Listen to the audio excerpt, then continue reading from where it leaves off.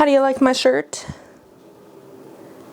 Post in the comments below if you know which YouTuber this shirt came from. I knew that another Trump term would be utter chaos, but I am still having trouble because the slower pace during the Biden administration made me kind of forget just how insane the first term of the Trump administration was. Though, I mean, this time around, he really is switching stuff up faster, declaring more executive orders than any other president in his first 2 weeks. We knew the direction that he would take things in thanks to Project 2025, which is undeniably a blueprint for his work. But let's take a closer look at some of the climate repercussions of the executive orders he's made so far to determine how much damage he has already done to the climate and the US climate action. Hey y'all, it's Becky here from the Beckisphere, where we talk about the climate crisis and clean energy transition. If those sound like interesting and important topics to you, hit that subscribe button below and ring the bell so you don't miss every time I post. I know I took a sec to get to this year's content, but honestly, I was happy in my little world, snowboarding and learning how to forge herbs. I am developing my coping mechanisms for this year, methods of escapism, and I hope you are too. Let me know in the comment section below your favorite ways to disconnect from the news and enjoy life. Okay, let's talk about this flurry of executive orders, starting, of course, with the fact that Trump withdrew the United States from the Paris Climate Agreement again.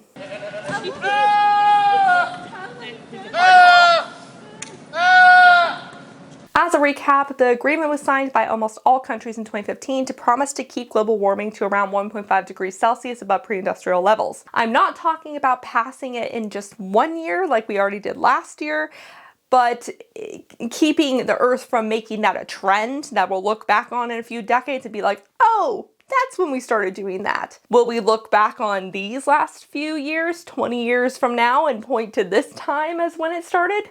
Only time could tell. But for now, technically, we haven't broken that threshold yet. So it does suck that the historically largest carbon emitter and the current third largest emitter just got taken out of the pact again. It'll actually take a whole year for the exit to be official, but it means that the US probably won't send any officials to COP30, at least not officially, which is the next international climate change conference located in Belém, Brazil this November. Belém, sorry. In my opinion, the biggest impact of this will be leaving a leadership gap for the international climate talks, a gap that will be eyed by places like the UK and China. Low-key, so many of Trump's executive orders are like, we hate China, but let's give them more supply chain and international leadership. And to be clear, I'm not anti-China like I feel like most of the United States is, but I will absolutely agree that they have a huge, concerningly large percentage of the supply chain in everything.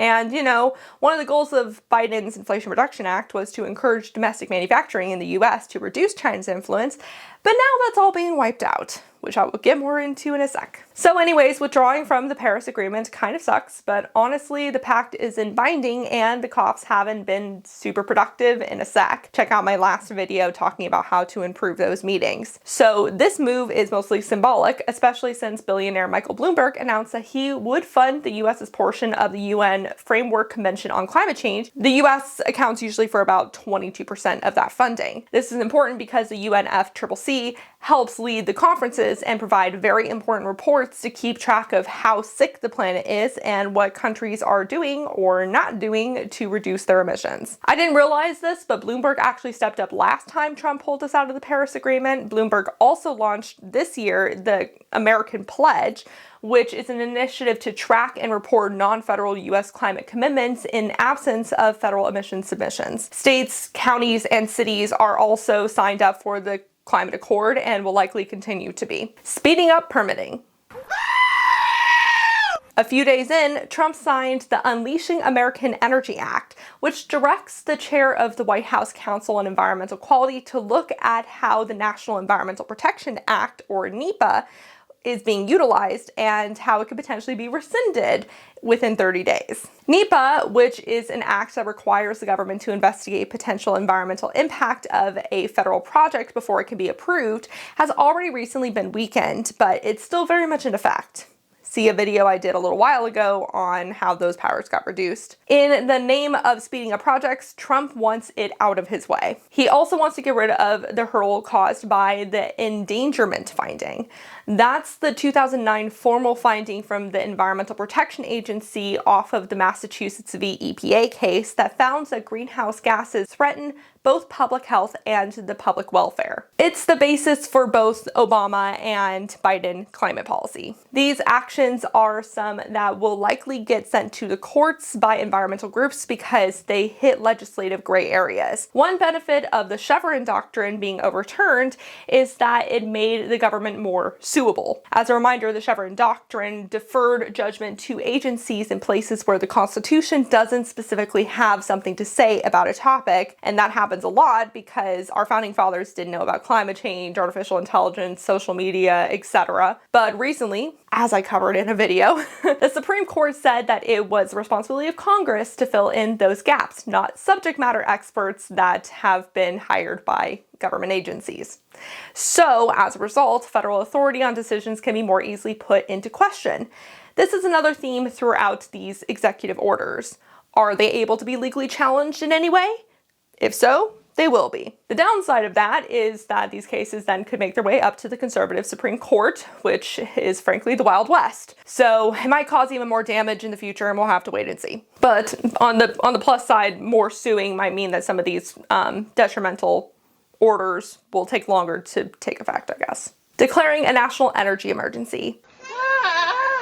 Similarly, Trump declared an energy emergency to further streamline increasing energy development across the country. While at first I thought, well, at least that means that all energy projects will be streamlined, he specifically put in the order that energy refers to crude oil, natural gas, least condensates, natural gas liquids, refined petroleum products, uranium, coal, biofuels, geothermal heat, the kinetic movement of flowing water, and critical minerals. So, not wind and solar. Additionally, this act was primarily used to create a more baseload energy supply to run data centers for the growing artificial intelligence industry, which has been shown to use a country's worth of energy already and also depletes water resources. Straight up, this is terrible news for the environment and the clean energy transition. But will fossil fuel companies actually play ball? Because, yeah, they obviously preferred Trump to win over Biden because of how much he'd benefit fossil fuels. But at the end of the day, big oil cares about profit. More supply means reduced prices for their product, so they won't want to actually produce more. They said just as much when Biden tried to lower gas prices after the pandemic bounce back. Not to mention that if they do produce more, it will likely just be sent abroad because it's more lucrative for these companies, and many of our refineries are not even designed to use US products. So I feel like the worst that can come from all of this is that fossil fuel companies will just buy up more federal land, which does suck, and potentially increase exported yield. But maybe not even, considering that many shale bosses have stated that we've already tapped the fossil fuel resources that are easily available. So fossil fuel companies might not be interested in going for the harder to access stuff. Either way, gas prices are not going to go down from this declaration. Working around the Endangered Species Act. In that same act, Trump tries to embolden a group of appointees who decide which species are considered endangered to meet more regularly and become more lax on their rulings. This group is colloquially known as the God Squad because their decisions could have the power to cause species to go extinct. Trump wants land animals, fish, and marine mammals on the endangered list to be reevaluated, especially if there's a chance that their existence could impede on some development project. But to be clear, forcing the squad to meet more regularly won't actually streamline the process. They only evaluate things when scientists bring a potential at-risk species up if it seems like it will be hurt by a project, and only if the scientists need a second opinion. In most cases, the decision is figured out without the need for the squad at all. Potentially, they might get more use as Trump shrinks down how many people work in the government and can handle each case, which, by the way, seems to be in stark contrast for any effort of processes moving faster. Less people but go faster sounds like a great plan. Halting federal grants. The most immediately impacting order that Trump has done is freezing federal grants. He called for this freeze to give time for his government to sniff out any funding that qualifies as Green New Deal, DEI, or pro-abortion. All funding related to the Inflation Reduction Act, the bipartisan infrastructure bill, or environmental justice undoubtedly fall under the Green New Deal description. But let's be clear. If the money has already been allocated by Congress, not allowing it to get dispersed is straight up illegal. And about like 86% of the IRA funding has already been allocated. That's why a judge temporarily blocked the freeze, but organizations say they still can't access the portal to get funds. And even if this move doesn't stick long term, it has already caused widespread chaos. Projects have been canceled, workers are not getting paid, and people are losing out on valuable services to access food and medicine. And just because the freeze has technically been lifted doesn't mean that Trump will stop going after funding for projects he deems as woke. For example, the EPA recently sent letters to the Solar for All projects telling them that their funding has been frozen until further notice. Solar for All is a $7 billion program from the Inflation Reduction Act designated to give counties, cities, and nonprofits funds to build solar projects for low-income communities. This money has already been allocated under contract, so not providing these funds is again straight up illegal. But if the process to claw back money takes too long, these projects might get scrapped. So this has been one of the most detrimental orders so far. Okay, so let me finish up with a rapid fire round on some of my thoughts on some other executive orders. Lifts on restrictions on mining and drilling in Alaska. Absolutely sucks, but the last time Biden opened up fossil fuel leasing in that area, he got no bidders. That being said, the road Alaskan officials want built through the wilderness will probably get done. Potentially. Environmental groups are going to put up a fight the whole way through every single project that gets greenlighted in a sensitive environment. Eliminating EV mandate.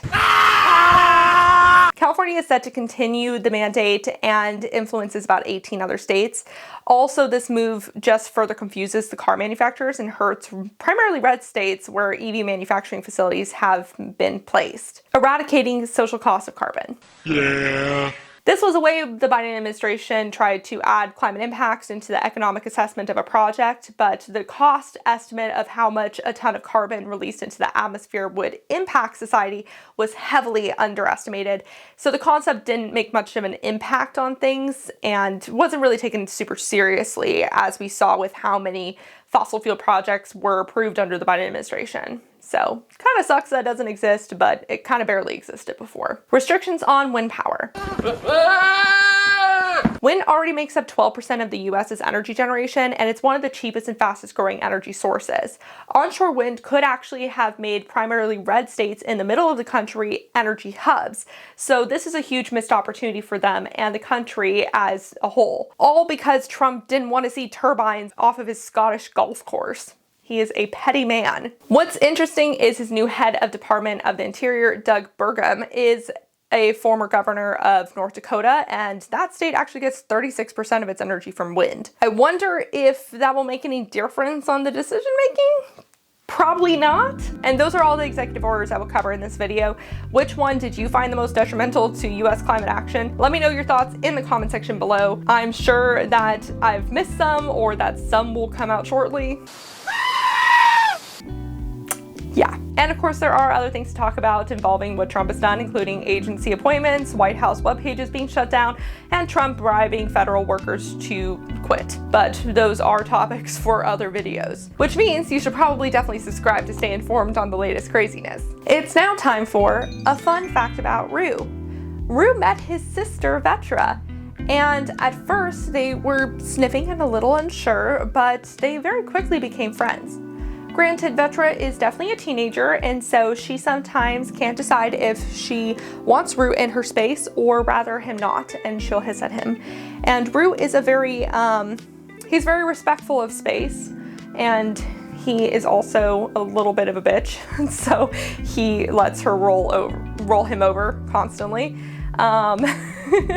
So we already knew that this is what the relationship was going to be, that she was going to be in charge, and we're correct. But they love chasing each other around, looking out windows together, and playing together as a whole. I'm so happy that he finally has another wrestling buddy. But unfortunately, she is back in the Great Lakes area for nursing school, as is my boyfriend. He's doing the nursing school, not her. So we'll have to see when the next time is that they will meet. But they had a lot of fun play dates, and I'm very happy for them. And that was a fun fact about Rue. Until next time, remember to talk about the climate crisis every single day and to support your local news and environmental organizations because they could really use the help right now. Thank you to the people on Patreon who help support me and my fur baby Rue. A special shout out to the climate confident and courageous David H., Paul B., Phil Plasma, Dan Morton, Specker, Breezy, Deanne, Kevin Morton, SKP Joe's Course Gold, and Gary Stark. I greatly appreciate your support of $5 or more.